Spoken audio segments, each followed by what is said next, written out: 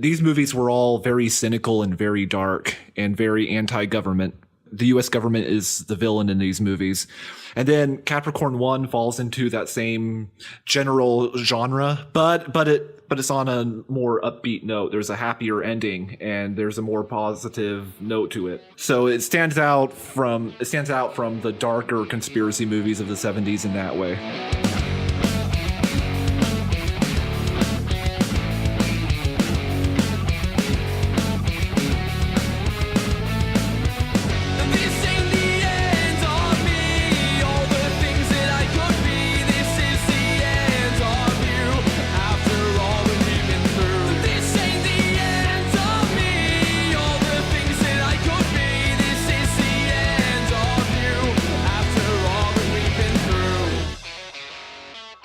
Hello and welcome to another episode of Trolling with Logic, where we bring the hammer down on pseudoscience, ignorance, and unreason on a weekly basis, and where we review more movies than Donald Trump has fired.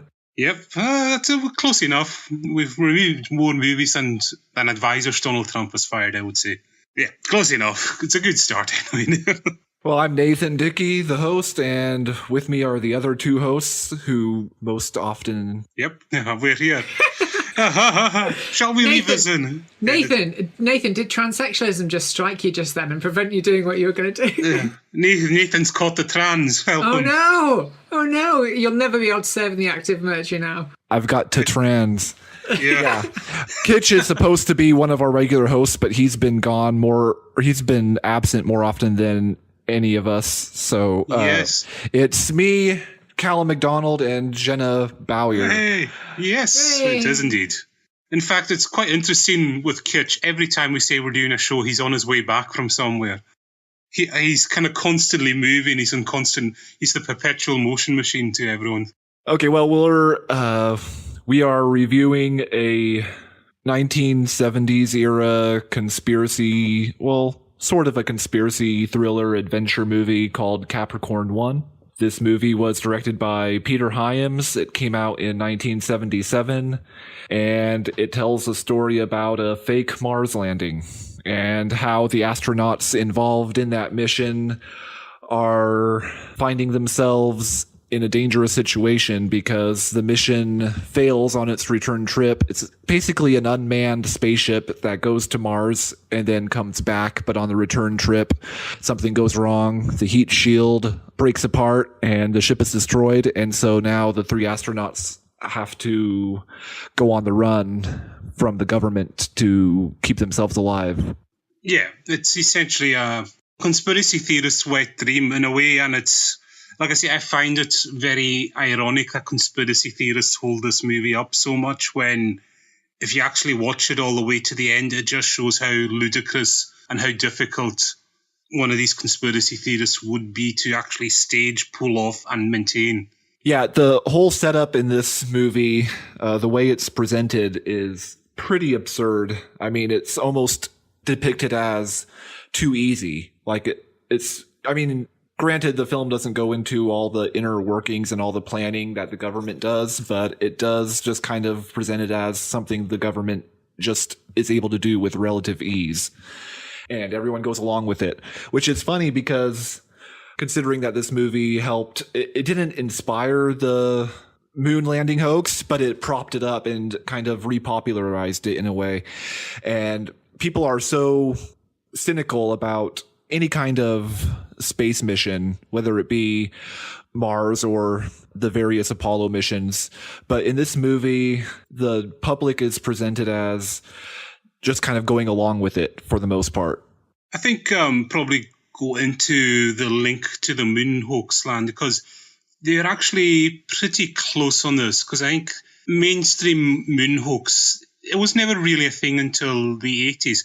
But I think it was 76 was when I'm reading here, in my study for this, it was a self-published book, and a guy who, as always, a NASA insider, basically. And the thing to remember is he had his bachelor was in English, and I've got nothing against bachelors of English, but he wrote to try and explain all the technical reasons why this was impossible. And that was the book. And then a few years later, and I was I don't know what the word is, kind of shocked to find out that the moon hoax movement really became mainstream due to the Flat Earth Society. What was the name of that book that was self-published? Where is it? We Never Went to the Moon, America's $30 billion Swindle by Bill Kaysing. And yeah, he was basically the head of technical publications. Basically, he was in charge of, I mean, I think you kind of got a rough idea what that kind of job would entail, Nathan. Basically he was basically just checking the quality of what was being written technically. He probably didn't really understand the technical stuff, but just making sure it was, well written and all that for publications. And, he claims that, the well-known claims that, the odds were so low. And that's where basically a lot of the mainstream arguments were in this book. And then the Flat Earth Society took it on, and they started being quite vocal about it. So, yeah, and then, like I say, Capricorn One was a year later. And, yeah, I think the movie maker, did he say there was any influence from the moon hoax thing at all in the making of it? Well, as I said, the moon hoax thing was already... It was kind of like a fringe thing at the time. It wasn't as... Well, it's never been mainstream, but it was a fringe of a fringe of a fringe, I think, at the time, was it? Yeah, then Capricorn One came out, and it kind of repopularized the moon hoax theory, and a wider segment of the population started buying into it based on what they saw in Capricorn One. And then Capricorn One went on, and years later, to inspire various documentaries like the Fox television show Conspiracy Theory that Mitch Pileggi narrated. They actually used some of the scenes from Capricorn One in that TV documentary. And then there was a documentary in 2001 called A Funny Thing Happened on the Way to the Moon, which actually appropriates a line from the movie, A Funny Thing Happened on the Way to Mars. And that film on the DVD's front cover uses the still shot from the hoax scene in Capricorn One. So it did inspire a lot of popular culture. Yeah, because it's kind of overlaps with... it's interesting what you say there, that it was a Fox documentary years later that really got the moon hoax thing going when, it's very similar to Roswell, when Roswell Mania kind of kicked off in the 90s, and that was the other one we've reviewed, Alien Autopsy and the Santilli film. And it's very strange with all these... Yeah. So I was just going to say, just to clarify for everyone else listening, when we talk about moon hoax, so we're talking about the moon landing being hoaxed, not that the moon is actually a hoax in itself, not that it puts out its own light, or that it's a giant torch, or that it's only 3,000 miles away. Yeah. But if you go watch Cool Hard Logic's video, there are people who genuinely believe the moon is a hoax. Yeah. So we're just saying moon... Yeah. It's a moon hoax is just... there's been a giant hologram is the popular one there, but yeah, we're just saying moon hoax just for sake of brevity, I think. Cool. So Jen, we haven't heard. I think you're quite a fan of it. You like this movie quite a lot. I do like this film. It's one that I return to every now and again, and it's kind of a slow burner. It's not a fast-paced action film. It's one that makes you think about what you would do in a situation where you're being asked to cover something up, and basically that you're going to die at the end of it, so you've got to get the fuck out of there. And what do you do to get around what is the most powerful secret service or whatever in the world, apparently? And I love the whole scene when they're out and about and trying to escape from the black helicopters. These these black helicopters is something that feature in a lot of conspiracy theories. And have done for years and years and years. The black helicopters, the ones that you last see before you die, and they're really brought into it. The black helicopters in this are shown as blackbirds, and there's a lot of sort of symbolism involved in it as well. But yeah, I like it. I think it's a really good film. Especially my favourite bit in the entire film is when the guy, and I hope I'm remembering this right still, he kills a snake, he bashes it over the head and drinks its blood. No, that was pretty good. Yeah. But yeah, overall, I find it's a decent film, not anything exceptional. It's one, like I would say, if it's late on a Saturday, you can't be bothered doing anything, you've already got your pizza and it's there on TV, it'll happily pass those 2 hours for you. Yeah, but so will Some of All just an entertain. So will Some of All Fears, and that is the better film, really. But hey, that's another. But let's say it's an entertaining. Yeah, it's an entertaining kind of hokey movie, and it's actually got a very strong cast. A lot of big names from the 70s appear in this. Elliot Gould, Telly Savalas, Josh James Brolin. Yeah. Or is it James O.J.? Brolin. Oh yeah, not his son, Josh Brolin. Yeah. And also O.J. Simpson. And Yeah. that O.J. Simpson, the Yes. one who was cleared of murder. Yeah, the innocent I one, know. yeah. Completely innocent one. Who was shockingly found masturbating in his prison cell, which is just, as some have said, that's just a bridge too far. I mean, nearly decapitating his wife is one thing, but I just cannot stand for that kind of behaviour. You know, I can forgive one. Yeah. But yeah, like I say, it is, and it's technically very well made. It's a kind of, like I say, nice, but it is like, so it's more the influence and legacy of the film. And like the main thing, I think it shows that the moon hoax are kind of miss is that why the moon, like if NASA was going to fake the moon landing, it surely would have helped their case to say that the craft burned up on re-entry or something that exploded on the way back. Because that would make the whole hoaxing business a lot easier. So then you don't have to deal with astronauts having to keep a straight story for decades later. Yeah, they were able to write in certain things that explained what a lot of the moon hoaxers would have liked to be true about their conspiracy theory. But at the same time, there's certain things in this movie that don't hold up to scrutiny, even in a fictional story setting. Like the scene where they're in the studio with the fake Mars landscape and they jump off of the spacecraft onto the surface. There's no the gravity is normal as they jump off. There's no lightly bouncing around as they would in that lesser gravity. They just kind of jump off and land normally on the surface, and nobody seems to really take issue with that. Yeah, they kind of slow it down, don't they? They do a slow motion of the same thing and feed it back through again or something like that. But yeah. Yeah, but that kind of, in a weird way, that's kind of how conspiracy theorists would like it to be. You know, so it's kind of like in a certain way, kind of that's some of the objections they come up with. Like for the moon landing itself, that's very so. You know, and so in a weird way, that kind of helps the film. If you kind of like I said, I think most people watching it now do view it with the moon landing hoax in mind. Yeah. Yeah. And there's a few other things I wish they... Jenn there. Sorry, I was just going to say another thing about videography and photography that is spoken about very little in this film because they don't talk about sort of photographs coming from the surface of that particular planet, in this case Mars, in the case of the moon hoax, moon landing hoax. Photographs from the surface of the moon is that conspiracy theorists always talk about them being edited afterwards, which you would do anyway. And unfortunately, the Capricorn One doesn't really go into that because, of course, the guys come back and they're killed on the way back, allegedly, according to this conspiracy. But yeah, I thought that was a shame. I like videography things. Carry on, Nathan. I kind of lost my train of thought. Okay, we'll probably backtrack and kind of go through the plot. Yeah. After a while, but one of the things that bothered me about this movie is that I wish the writers had taken more consideration for logistics, like even though it might have been more difficult to tell the story. For example, their escape from the deserted Air Force base, when they first make their escape and jump into the airplane, the door that they're held in, or the room that they're held in, is locked, but they take the hinges out and get out that way, but there's nobody guarding the room. So there's a whole government scheme to fake this Mars mission, and then a secondary one to keep them detained and possibly kill them and make sure that none of this gets out. But they're able to leave this facility without anybody guarding the room or anything. Yeah, security was lax as fuck, to be honest. And also, the plane that they had outside was already fueled and ready to go, sort of, ish, as well. It was a bit weird.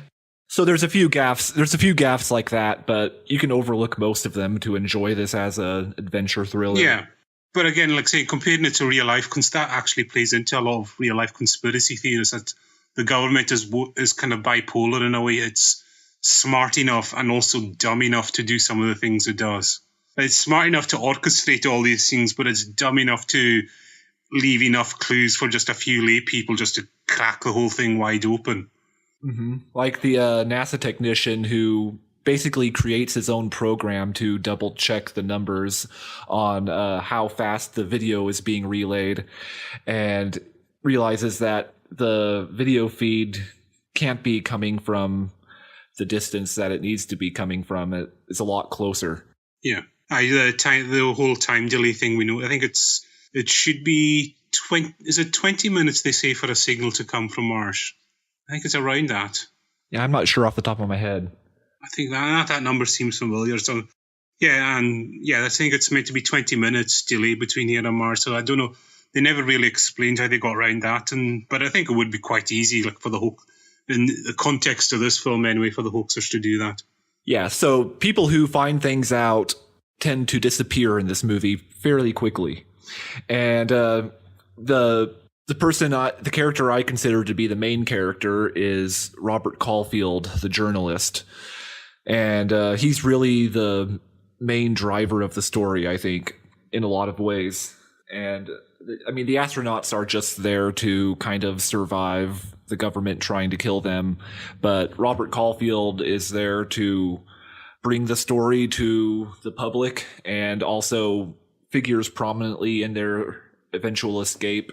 So does anybody have anything else before I kind of collect myself? And on that previous point of time delay, going back to moon conspiracy theorists and sort of parallels, one of the things that moon landing conspiracy theorists talk about is the delay between the astronauts speaking to mission control and mission control responding, and they said there should be a delay at both ends. That is the difference of the time delay between the moon and the Earth, which in itself is hilarious, because if you think about it, if you've just heard someone, you're going to respond straight away, aren't you? You're not going to wait for 3 minutes and then respond, because you've heard it and you respond and they go, there's no delay. And you're like, no, there's not meant to be a delay at this end, you fucking idiot, because that's the point of recording. And it's also, that's just your human instinct. When you hear a message, you're going to respond to it regardless of how delayed it is.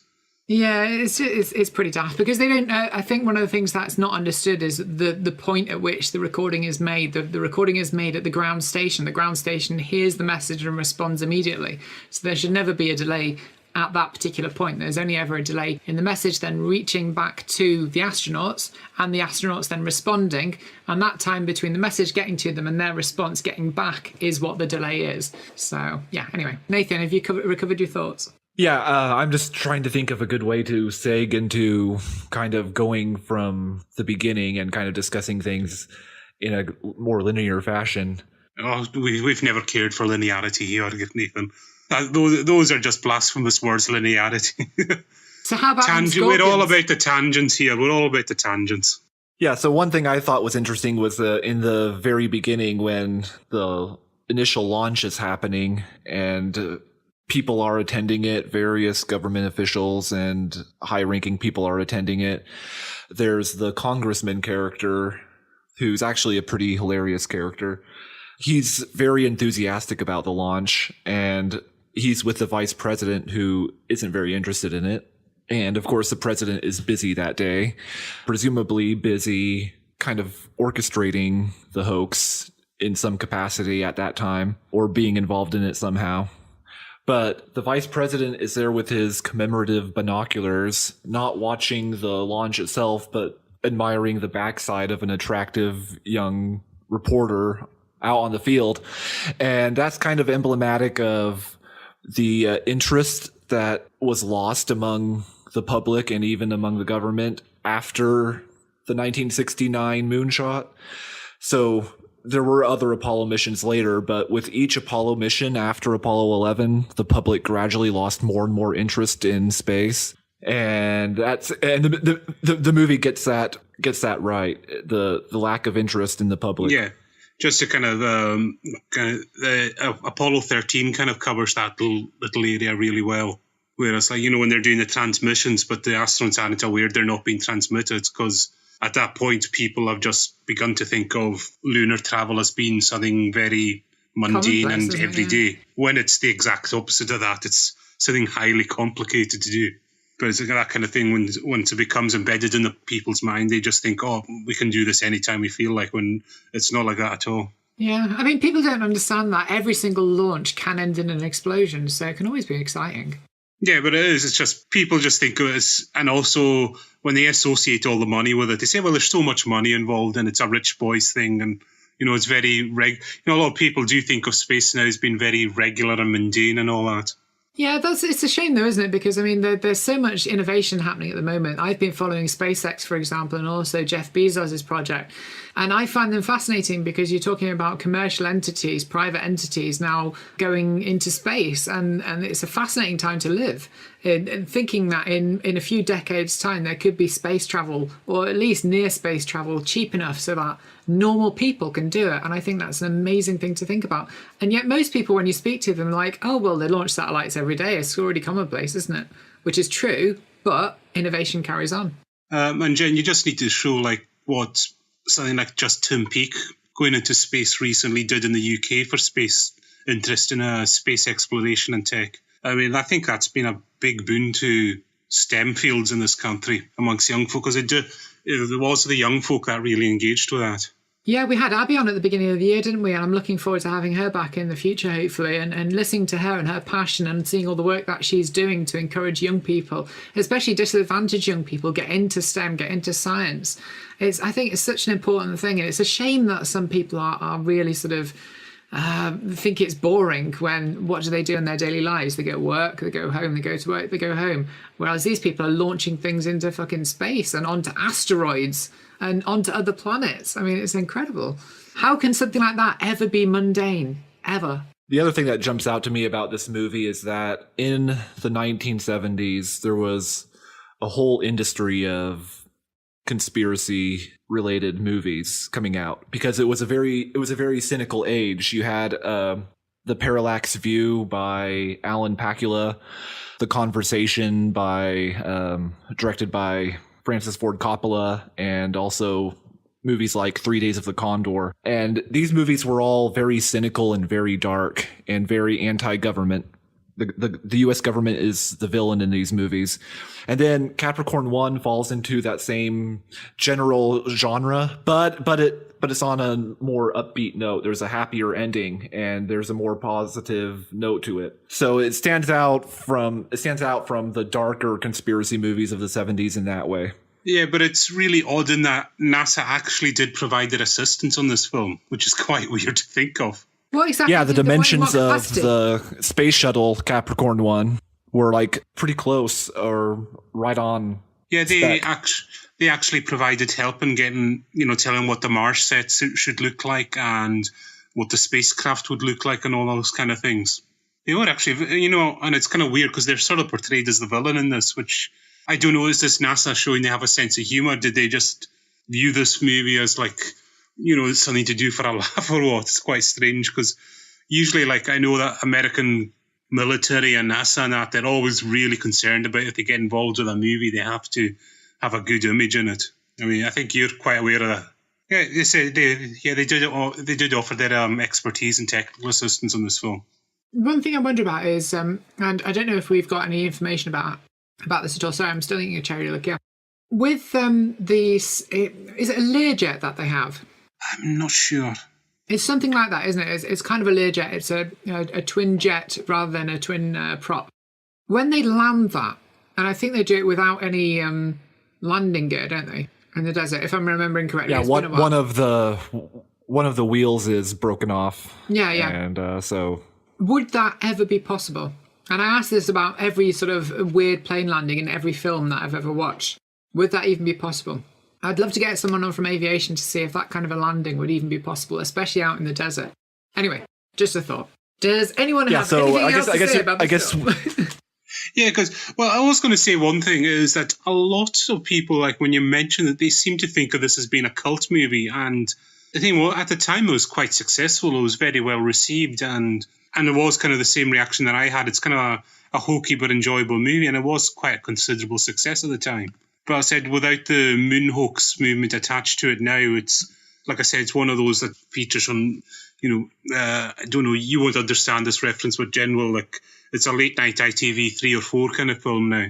Yeah, there you go. It's basically the kind of film that is bought really cheap by terrestrial television things to fill slots in the morning rather than being a primetime video. Well, and Peter Hyams talked about how difficult it was to sell this movie to any studio. Most of them turned it down.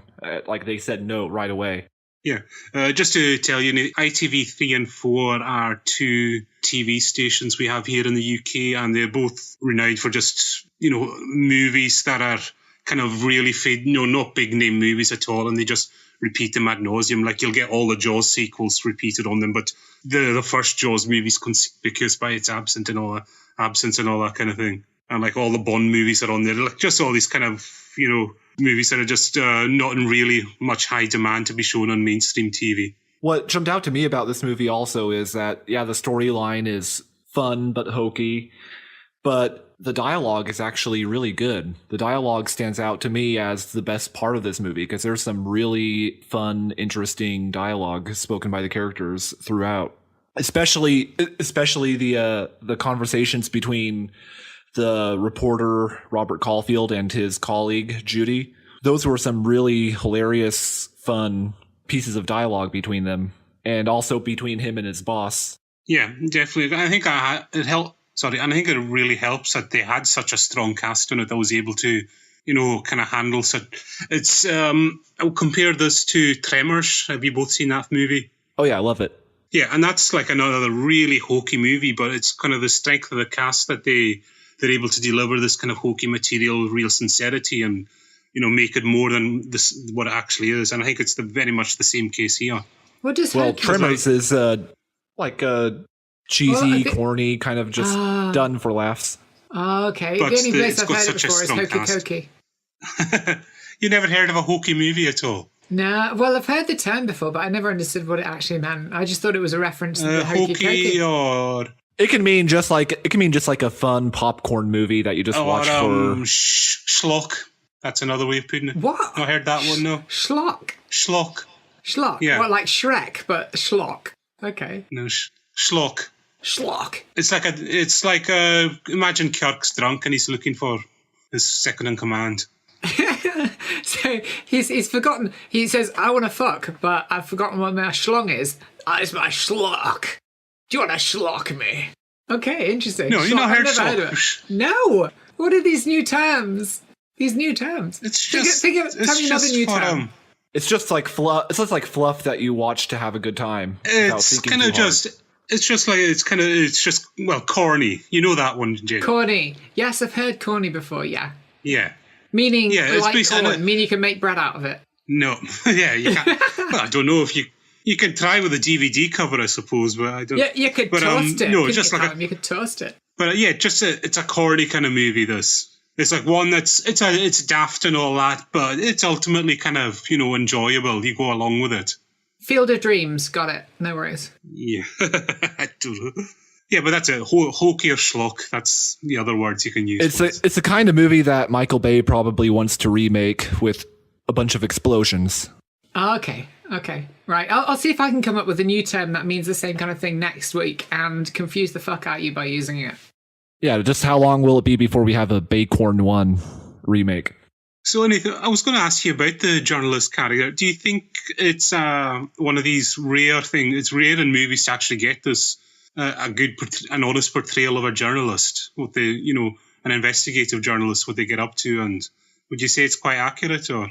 Yeah, I don't see anything inaccurate about it. I mean, every journalist is different, and this character happens to be somebody who is bored with the common everyday things he's assigned, and he wants more drama in his stories, and he wants to cover the life-changing, world-changing stuff. And the character himself is a conspiracy theorist. Like his boss kind of takes him to task for wanting to cover the JFK assassination. He's like, "Oh, you think JFK was assassinated and your source was a patient at a mental clinic, and it never crossed your mind that maybe that wasn't the best, most reputable source to use?"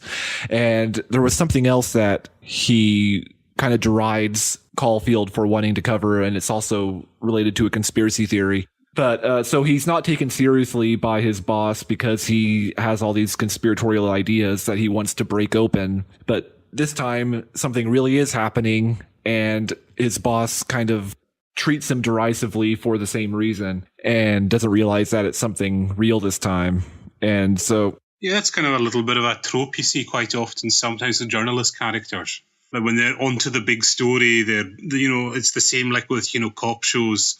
The cops are actually investigating the big case and the boss takes them off it and they get grounded and then prove everyone wrong. It's a very common movie trope. But I just say, like, the character of the like his journalistic approach, you think it's fairly accurate, yeah. Sort of. I mean, the way he goes about his investigation sometimes doesn't make much sense. Like, he follows leads and tips, but in a really strange way. He doesn't go to these locations to talk to people.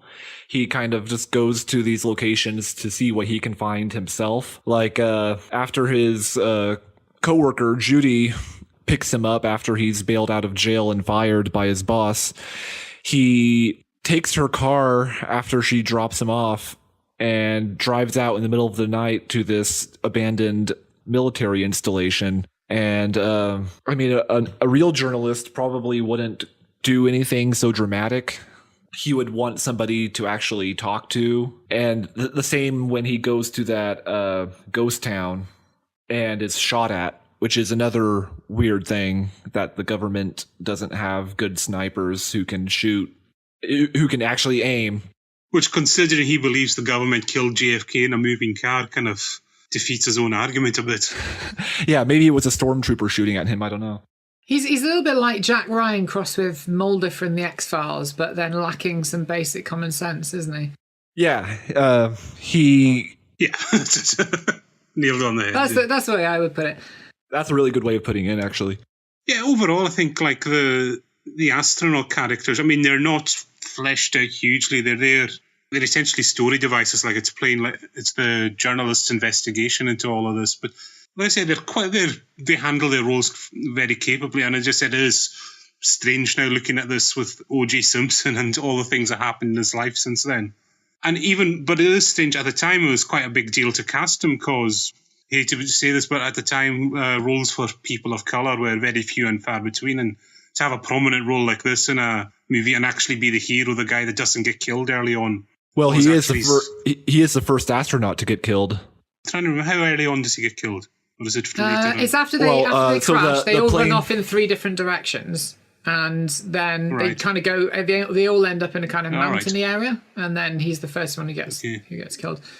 Well, Simpson's character ends up in a dry lake bed and starts digging to find water, but he's already too far gone at that point. He's about to die anyway. But then the black helicopters find him, and one of the other astronauts is the one who finds the cliff face and climbs it. And the black helicopters are at the top, aren't they? They're at the top waiting for him. It's not that was a weird thing as well. They waited. Yeah, that was bizarre, isn't it? Because they've got to find everybody as soon as possible, and they're just like lounging at the top of the cliff going, where is he? They're just waiting for him to climb. They could have just like dropped a grenade down and killed him halfway up, but no, they just just shot him while he's climbing up. Yeah, and he didn't even figure it out. He didn't hear them or anything like that. They're just like, ta-da! But they did need a way for him to get him to tell his joke. He had to tell his joke as he was climbing up for dramatic effect. So that's why they waited for him. That's true. That was it's like they were posing. It was very cool. I have to admit. But it's as if the government actually did it for dramatic effect to scare an audience that wouldn't have actually genuinely been there to see it. It had no purpose other than that, really, did. One question I had about one scene in this movie, it's a scene that I really like, but it doesn't make any sense to me, is when Robert Caulfield, the reporter, is driving his car and something takes control of it and starts speeding up to 100 miles an hour trying to make him crash, and he can't use the brakes and he can't steer, or he can steer, but he can't do anything else. So what's that all about? How does the government take remote control of his 1970s era vehicle? It doesn't need to be remote control. You can actually set something so you can actually you can clip a line, or you can do something between the actual pedal. And I think the pedal is just stuck to the floor, isn't it, basically, because the line's cut and the valve is just open, so the throttle's just locked. If you set it so the brake lines can cut as well. Yes, cut the brake lines and... Yeah, cut the brake lines, but this happens in the middle of while he's driving, and it's not just the brake lines that are cut. His car actually, like, the gas pedal goes down by itself. Yeah, speeds up. It that would be collapses, possible. Yeah. Because you only need to weaken a certain part of one of the components, and you can actually cause that effect to happen. It doesn't have to be a remote control or anything. It can just be a planned failure. And getting the steering to lock isn't difficult at all. But they never do lock the steering. He keeps control of the steering. All right. I thought you said the steering was locked. Like I said, it's been a wee while since. Oh yeah, I was about to say he couldn't steer, but then I remembered he could steer, and that's why he was able to get up onto that. Yeah. What do you call it? The street that raises up over a body of water, and Bridge. Well, it's a bridge. A bridge, yeah. But it raises up. We got a drawbridge. Yeah, we got to edit that part out. That's the one. Okay, yeah. But yeah, he's there's some echo going on. Oh no, I'm not getting one. But anyway, What's that? they had the classic sort of 70s, 60s, 70s. We're going to speed up this film kind of sequence with that, didn't they? So they had everybody else driving slightly slower and him driving a normal speed, and then they sped up the film, which is quite funny. Yeah, that technique was still in use up to the mid 80s, I think. Because the other night I just rewatched the original Ghostbusters, and there's some scenes where they speed up the Ecto One going through the street, and it just stands out it looks so bizarre. It's kind of, even though it's a comedy, it just suddenly turns into Benny Hill at random, and it's not a Benny Hill movie. So. Yeah, it's like you go around a 90-degree bend and there's no body roll on the car at all. You're like, no. But yeah, overall, I think. Sorry, Carrie, you go on there. You sound like you had something important to. No, there's one scene that I can remember at the moment, which is when he ends up at this gas station. There's like abandoned gas station in the middle of nowhere, doesn't he? And there's nothing really going on in there at all. It's like apparently this whole area has been shut down or something like that. I don't know exactly why. And then I don't know if I've still got the right film now. It's been a while since I watched it.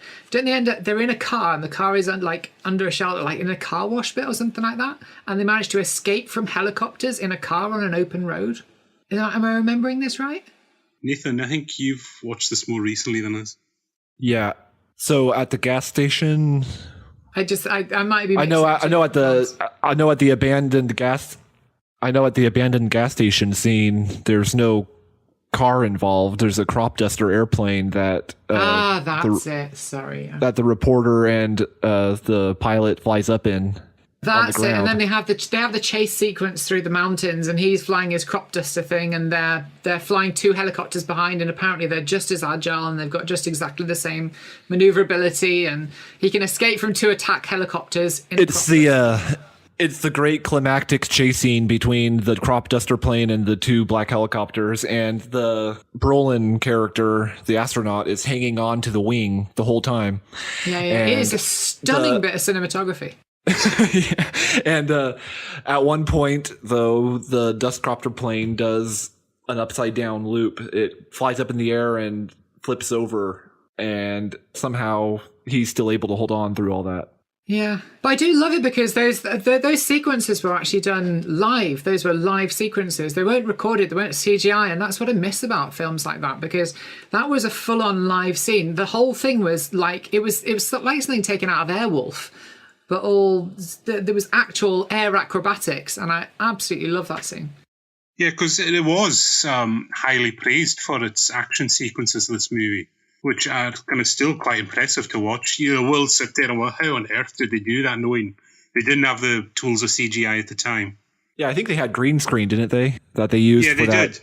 Yeah, they did. But they said some of the chase choreography is really, like, there is certain technological limitations which show through. But overall, the chase cinematography and how it's choreographed is quite impressive in this movie. And you can tell it's real because you see all the shadows of the aircraft coming up really close on the side of mountains as they're doing these really sort of steep turns through gullies and stuff.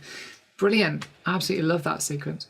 Yeah, and if Michael Bay ever remakes it, it'll be all CGI, and the Brolin character will let go of the airplane in midair, draw out his grenade launcher, shoot the black helicopter, it'll explode, and he'll fall through the fiery debris and back onto the plane, and it'll be terrible. Yeah. And maybe Michael Bay can do sort of a thing alongside J.J. Abrams to make sure that at every point in his fall he has a different kind of lens flare coming at him at the same time as well. Yeah, and also with the Michael Bay version, expect the O.J. Simpson character to just be a gangster. Yeah. Put it like this. O.J. Simpson's version will be much more of a better role model than the one they would use in a Michael Bay version. It wouldn't be a gangster though. It would just be a robot that sounds vaguely stereotypically black. It talks jive all the time for no reason. What, a gangster astronaut? Yeah. Maybe. It's Michael Bay, for goodness sake. Yeah, exactly. Why were you hired? Well, I was hired because they needed someone on board who was good with money. I was like, okay, whatever. I make this look good, and all those kind of lines we come out with here.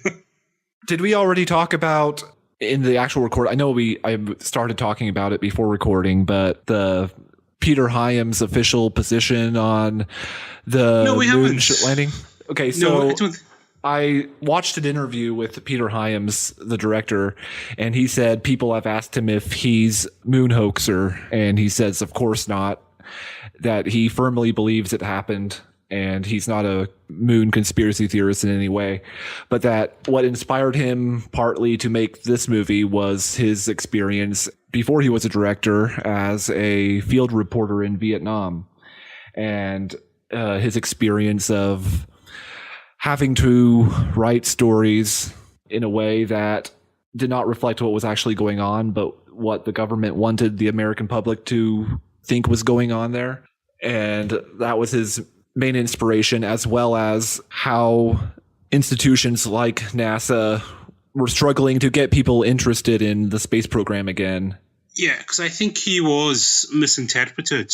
I think in the publicity for the film, I've got the quote here, there was only one event of really enormous importance that had almost no witnesses, and the only verification we have came from a TV camera. And I think people interpreted that as him being a moon hoaxer, which is just more he's talking. Yeah, but then there's the elaboration. I've got that here as well. Whenever there was something on the news about a space shuttle, they would cut to a studio in St. Louis where there was a simulation of what was going on. I grew up in the generation where my parents believed if it was in the newspaper, it was true. That turned out to be bullshit. My generation was brought up to believe television was true, and that was bullshit too. So I was watching these simulations and wondered what would happen if someone faked a whole story. So it's more just his cynicism with the media. It's not that he actually believes the whole moon landing was faked. I mean, that's a reasonable position to hold and still accept that we landed on the moon. You know, I think there are some subtle shots taken at moon hoaxers in this film as well. If you look carefully, like during the scene where they're filming the fake Mars landscape, they plant the flag, and one of these things that the moon hoaxers say all the time is, "Oh, the flag was waving, and it couldn't have been waving." They don't understand that there were wires propping up the flag, and that's why it looked kind of wavy. In the hoax scene in Capricorn One, they plant a flag that also looks wavy, presumably because there's wires in it. So in subtle, nuanced ways, they kind of take away some of the moon hoaxers' arguments. Yeah, I think it's kind of a film. It shows what would be needed to do a conspiracy like this, and also how it would just be so impossible to actually do it as well. It would get really ridiculous and ludicrous. It'd just become an untenable situation for everyone after a while. Another aspect about it that I did enjoy as well was the psychological impact that it was having on the astronauts themselves, and how they hated it because they weren't actually doing the thing that they'd been trained to do. They hated deceiving people. And it felt like a complete waste of their time. They've done all this training, and throughout all that time, they were preparing for this one mission that they were going to do. And now they were just being told to fake it out. And yeah, that was interesting. Because it's the main thing I always have with a lot of these conspiracies is of why have none of the people involved even just not come out and admit it, but even just let something slip once in a while? Because you would think Buzz Aldrin and all of them, at some point along the decades, just something would have slipped out just by accident. Anyone who has a substantial lie in their life, they will let something slip. It's just the way we are. It's difficult if you construct a narrative like that to actually maintain it and keep it consistent. And that's what always falls down with conspiracy theory, like 9/11. Why has no one involved just let something slip, or any of these. Yeah. Callum, one of them did let something slip. They punched a conspiracy theorist in the face. Well, yeah, that's a good kind of slip. That's slipping your fist into someone's face, which it was a good slip. Yeah. Oh, you're talking about Buzz Aldrin? Yeah. Buzz Aldrin clocking the guy. I mean, it's one of my favorite scenes. Don't condone hitting. Yeah. Don't condone hitting people, but that guy was in his face, and Buzz Aldrin just leave me alone. Yeah, and Buzz Aldrin just wanted to be left alone, and the guy wouldn't respect him for that. Everybody knows that I don't condone punching Nazis or conspiracy theorists, but that looked incredibly satisfying. And I think, it let something slip. It showed that really, he couldn't use his words, and therefore maybe there was something in the conspiracy theory. Ooh. Oh, is that something that conspiracy theorists are actually latching onto? Is the fact that Buzz Aldrin punched somebody? No, I'm trying to put that in their minds now. Oh, okay. Because I think for a lot of the moon hoaxers, they don't see like the 5 minutes before Buzz Aldrin let that punch go. Whereas I think we've all seen like what the lead up to it was, and that guy was essentially harassing him, and Buzz Aldrin was he kept trying to get away, but the guy wouldn't leave him alone. He was hitting him with truth bombs. We were in this. It's all those truth bombs. There's too much truth. But will cause someone to get enraged. Yeah, but it's just that if you get someone like that in the street who just keeps getting into your personal space in your face like that, and you keep saying, I don't want to speak to you, leave me alone, if they keep doing that, a lot of us would struggle to maintain our cool in that situation. And they said, the hoaxers, they don't pay attention to the first 5 or 10 minutes where that guy essentially harassed Buzz Aldrin, and Buzz Aldrin was just, this is all I can do to get this guy to back off. But that's the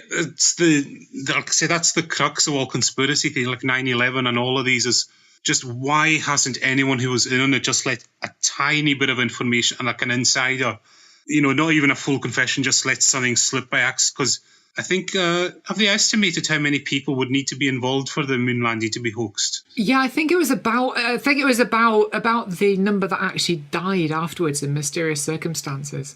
Well, so at the time that NASA was working on Apollo 11, something like 440,000 employees were in the know. Yeah, and that's the amount of people that would have to have kept stum all these years. Yeah, you say that, but Capricorn One talks about the idea that not everybody would have known anyway, because a lot of everybody who was in the mission control, everybody they weren't in on it. They didn't know. The whole thing wasn't a hoax from that level. They were being sent the signals and everything. They believed that they were still on the same mission. It was only one guy who was sat at one particular terminal who spotted the fact that these pings weren't coming back up when he expected them to. And it was only that one guy, and that guy was off, wasn't he? Everybody else wasn't in on it. They just didn't have the expertise to be able to spot the fact that it was going on. So that kind of dwindles down this whole, if you talk about the total number of people involved in the mission, that's not the total amount of people that would have to keep silent, because not all of them would know anyway. And this is one of the things that conspiracy theorists talk about. So I'm just trying to make sure that we don't straw man their position. And, unlike 9/11, the thing for moon hoaxers is that you've got three, all these very public figures, the astronauts themselves, who have done tours and books and everything. And, and to think they would keep that lie up for so long, this group of people, when, again, it's like, Nathan, the comparison to the Watergate scandal, that was just a handful of people, and it's a fairly minor thing that happened that came out eventually. And yet you're talking about this massive thing, and not one of them has let slip one tiny little bit of information about what really went on. They've all been replaced. Yeah, they're all actors. They've all been replaced. Like I say, and that's the strong thing about this movie. Like I say, it's the best way to have hoaxed the moon landings is to make up the story the astronauts died. That would have actually been much easier to keep a lid on the whole thing. But within the story itself, I wonder what. I mean, it doesn't make sense to talk about what would they have done because it's a fictional movie, but without the plot device of the space shuttle being destroyed on re-entry because of the loss of the heat shield, and then having to get rid of the astronauts, I wonder what the writers of this fictional story had in mind. I don't know if I'm making sense, but without that plot device, would the astronauts be allowed to live even if the space shuttle had returned? I doubt it. I think it's the only way I think they could have written this movie in a way. Because it also adds to the tension that the astronauts' lives are in danger. But yes, it's the one thing I think it shows the ludicrousness of conspiracy theories. Because how often do you hear some conspiracy theorists say, well, such and such got killed, isn't that coincidental? But I said, I think someone said if you kill everyone that might leak a conspiracy, you would just be killing people non-stop. It would just be never ending. I'm thinking about the paper that was published in PLOS One by David Robert Grimes, the physicist and mathematician, called On the Viability of Conspiratorial Beliefs. Oh, yeah, that's well worth checking out. Yeah, we'll put a link to that paper because he actually goes through and calculates. He uses data from various historical cases to get rough estimates based on minimum numbers of people who would have to be involved in each of 4 different conspiracy claims. And and the moon landing hoax is one of the claims he analyzes and calculates how many people would have to be in the know and how many people would have to be killed. Or not how many people have to be killed, but he uses his calculations to come up with how soon would this information get out based on how many people know. Yeah, all right. And he's basing this on things like Watergate and that, how quickly that got out. He's basing them on the parameters. Has he done one on Trump Russia yet? Has he done one on Trump Russia, just like an ad hoc? No, it was just before Trump got elected, but he did do 9/11, and the numbers for 9/11 were astronomical, the amount of people that would have to have covered that up. Actually, he didn't cover 9/11 in that particular paper. I think someone did. Someone has done. Yeah, he covered the moon landing hoax, climate change fraud, all right, vaccination conspiracy, and suppression of a cancer cure. Those were the 4 conspiracy theories. And which one was the highest number? The highest number was the moon landing hoax with 411,000 people. I earlier said 440,000, but it was actually 411. I would have thought a medical one would be a lot higher than that. Oh, I'm wrong, actually. I'm just looking at it now. Nathan! Oh my God. Dun, dun, dun. So the highest one is the suppression of the cancer cure. Yeah, I would have thought that as well. Without him even including the number of physicians and scientists who would also have to be involved in suppressing a known cure, he uses a very conservative estimate and still comes up with 714,000 people. All right. That's a fraction of the world's population. Come on, it's perfectly believable then. Well, yeah, it just shows you how ridiculous some of these conspiracy theories get, and this movie's a good basis for explaining that. Okay, I think, shall we start to wrap up there, Nathan? I think we've had a good waffle about this. That's a good word, waffle. I like it. Sorry, just ignore it. Well, I think before we sign off, I'd like to do a commemorative reading of Fox and Socks by Dr. Seuss, which features prominently in one scene in this movie. And to know how it features prominently, you would just have to watch the movie. Look, sir, Mr. Knox, sir. Let's do tricks with bricks and blocks, sir. Let's do tricks with chicks and clocks, sir. First, I'll make a quick trick brick stack. Then, I'll make a quick trick block stack. You can make a quick trick chick stack. You can make a quick trick clock stack. And here's a new trick, Mr. Knox. Socks on chicks, and chicks on fox. Fox on clocks, on bricks and blocks. Bricks and blocks on knocks on box. And that was our show. Hope you enjoyed it.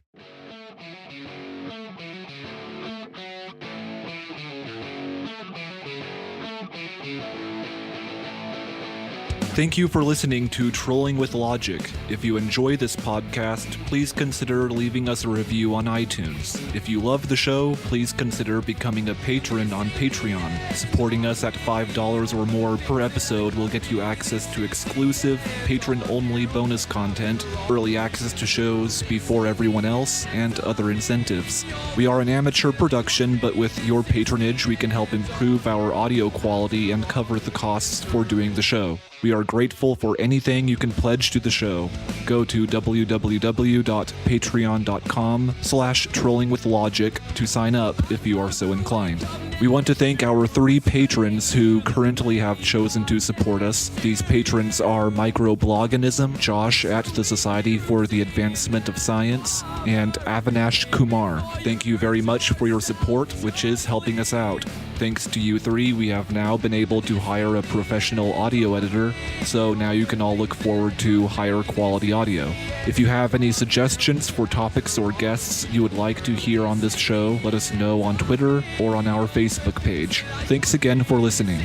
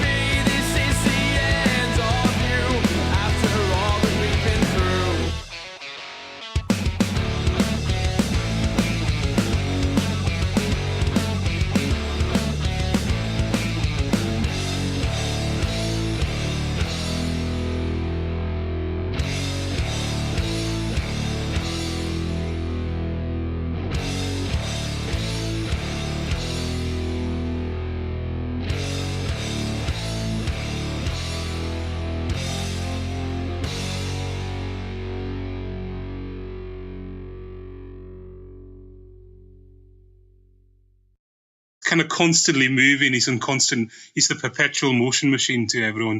Okay, well, we are reviewing a 1970s era conspiracy, well, sort of a conspiracy thriller adventure movie called Capricorn One. This movie was directed by Peter Hyams. It came out in 1977, and it tells a story about a fake Mars landing and how the astronauts involved in that mission are finding themselves in a dangerous situation because the mission fails on its return trip. It's basically an unmanned spaceship that goes to Mars and then comes back, but on the return trip, something goes wrong. The heat shield breaks apart and the ship is destroyed, and so now the 3 astronauts have to go on the run from the government to keep themselves alive. Yeah, it's essentially a conspiracy theorist's wet dream in a way, and it's, like I say, I find it very ironic that conspiracy theorists hold this movie up so much when, if you actually watch it all the way to the end, it just shows how ludicrous and how difficult one of these conspiracy theorists would be to actually stage, pull off, and maintain. Yeah, the whole setup in this movie, the way it's presented is pretty absurd. I mean, it's almost depicted as too easy. Like it's, I mean, granted, the film doesn't go into all the inner workings and all the planning that the government does, but it does just kind of present it as something the government just is able to do with relative ease. And everyone goes along with it, which is funny because considering that this movie helped, it didn't inspire the moon landing hoax, but it propped it up and kind of repopularized it in a way. And people are so cynical about any kind of space mission, whether it be Mars. Well, as I said, the moon hoax thing was already... It was kind of like a fringe thing at the time. It wasn't as... Well, it's never been mainstream, but it was a fringe of a fringe of a fringe, I think, at the time, was it? Yeah, then Capricorn One came out and it kind of repopularized the moon hoax theory, and a wider segment of the population started buying into it based on what they saw in Capricorn One. And then Capricorn One went on and years later to inspire various documentaries like the Fox television show Conspiracy Theory that Mitch Pileggi narrated. They actually used some of the scenes from Capricorn One in that TV documentary. And then there was a documentary in 2001 called A Funny Thing Happened on the Way to the Moon, which actually appropriates a line from the movie A Funny Thing Happened on the Way to Mars. And that film on the DVD's front cover uses the still shot from the hoax scene in Capricorn One. So it did inspire a lot of popular culture. Yeah, because it's kind of overlaps with it's interesting what you say there, that it was a Fox documentary years later that really got the moon hoax thing going, when, you know, it's very similar to Roswell, when Roswell mania kind of kicked off in the 90s, and that was the other one we've reviewed, Alien Autopsy, and the Santilli film. And Just it's very strange with all these... Yeah. So I was just going to say, just to clarify for everyone else listening, when we talk about moon hoax, so we're talking about the moon landing being hoaxed, not that the moon is actually a hoax in itself, not that it puts out its own light, or that it's a giant torch, or that it's only 3,000 miles away. Yeah. But if you go watch Cool Hard Logic's video, there are people who genuinely believe the moon is a hoax. Yeah. So we're just saying moon... Yeah. It's a like projection. Moon hoax is just... there's been a giant hologram is the popular one there, but yeah, we're just saying moon hoax just for sake of brevity, I think. Cool. So Jen, we haven't heard. I think you're quite a fan of it. You like this movie quite a lot. I do like this film. It's one that I return to every now and again, and it's kind of a slow burner. It's not a fast-paced action film. It's one that makes you think about what you would do in a situation where you're being asked to cover something up, and you know basically that you're going to die at the end of it, so you've got to get the fuck out of there. And what do you do to get around what is the most powerful secret service or whatever in the world, apparently?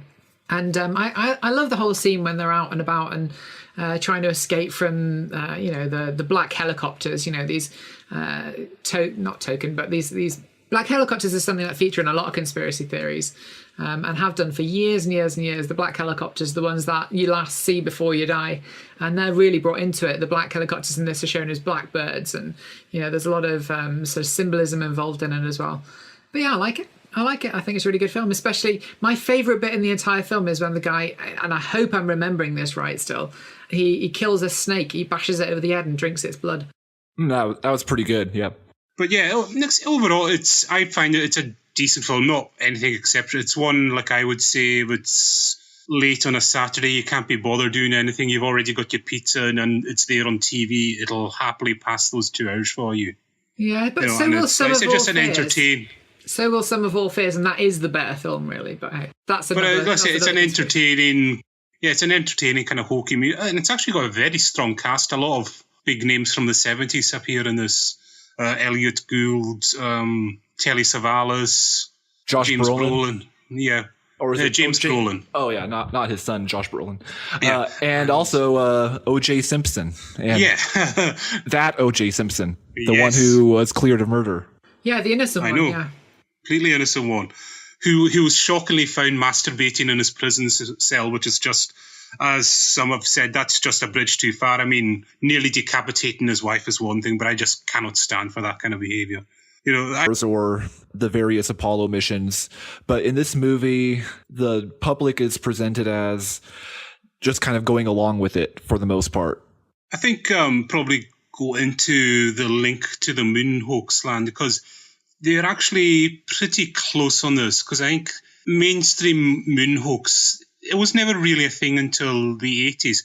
But I think it was 76 was when I'm reading here, in my study for this, was it was a self-published book, and a guy who, as always, a NASA insider, basically. And the thing to remember is he had his bachelor was in English, and I've got nothing against bachelors of English, but he wrote to try and explain all the technical reasons why this was impossible. And that was the book. And then a few years later, and I was I don't know what the word is, kind of shocked to find out that the moon hoax movement really became mainstream due to the Flat Earth Society. What was the name of that book that was self-published? Where is it? We Never Went to the Moon, America's $30 billion Swindle by Bill KAYSING. And yeah, he was basically the head of technical publications. Basically, he was in charge of, I mean, I think you kind of got a rough idea what that kind of job would entail, Nathan. Basically he was basically just checking the quality of what was being written technically. He probably didn't really understand the technical stuff, but just making sure it was, well written and all that for publications. And, he claims that, the well-known claims that, the odds were so low. And that's where basically a lot of the mainstream arguments were in this book. And then the Flat Earth Society took it on, and they started being quite vocal about it. So, yeah, and then, like I say, Capricorn One was a year later. And, yeah, I think the movie maker, did he say there was any influence from the moon hoax thing at all in the making of it? These movies were all very cynical and very dark and very anti-government. The U.S. government is the villain in these movies. And then Capricorn One falls into that same general genre, but it's on a more upbeat note. There's a happier ending and there's a more positive note to it. So it stands out from the darker conspiracy movies of the 70s in that way.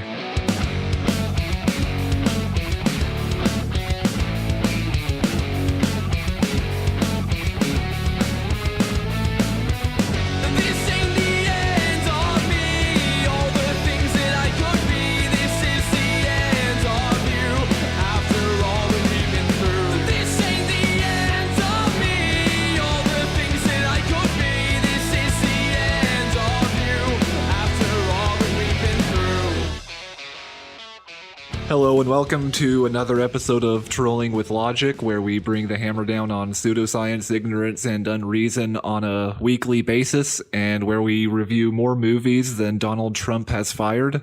Yep, that's close enough. We've reviewed more movies than advisors Donald Trump has fired, I would say. Yeah, close enough. It's a good start anyway. Well, I'm Nathan Dickey, the host, and with me are the other two hosts who most often... Yep, we're here. Shall we leave this in? Nathan, did transsexualism just strike you just then and prevent you doing what you were going to do? Yeah. Nathan's caught the trans. Help him. Oh no! You'll never be able to serve in the active military now. I've got to trans. Yeah. Kitch is supposed to be one of our regular hosts, but he's been absent more often than any of us. So yes, it's me, Callum McDonald, and Jenna Bowyer. Hey, yes, hey. It is indeed. In fact, it's quite interesting with Kitch. Every time we say we're doing a show, he's on his way back from somewhere. He's